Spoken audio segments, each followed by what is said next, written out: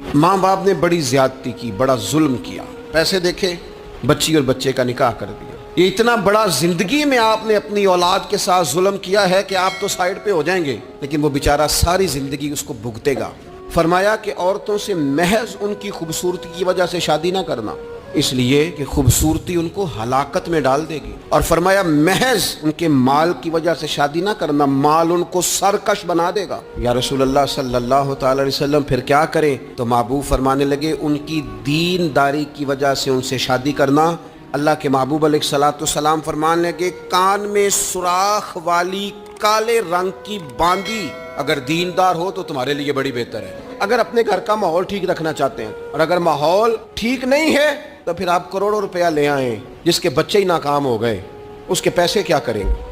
आप बहुत बड़ा घर बना लें, लेकिन अगर बच्चे ही नाकाम हो गए तो आपकी बड़ी हवेली क्या कारनामा सर अंजाम देगी।